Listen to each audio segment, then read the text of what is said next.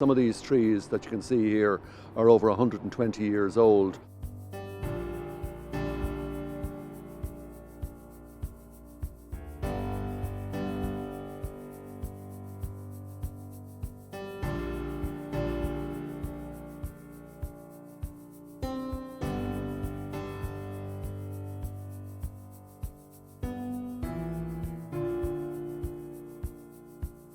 What my role as a public representative is to ensure that people are fully informed as to what is being proposed in this BusConnects issue. And what it envisages is the loss of all the trees on the Merrion Road from Ballsbridge to the Merrion Centre and Nutley Lane as well. We have ribboned each tree that is to be removed. Some of these trees that you can see here are over 120 years old. The environment is the issue, and climate change is one of the issues in these local elections. So people are very concerned about.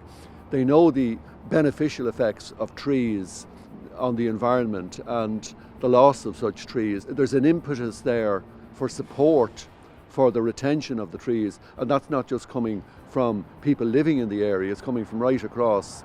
We were getting emails, my office, from right across the city. The NTA, the National Transportation Authority, have asked for people to make submissions, and they want as many submissions as possible. Now, my role at this stage is to make sure that these submissions are as informed as possible by pointing out all the consequences of what they are proposing.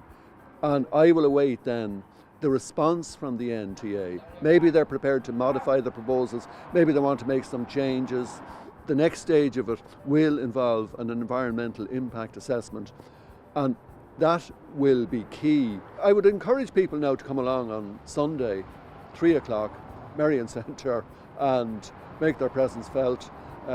Bring along some red ribbons and we'll walk to Herbert Park.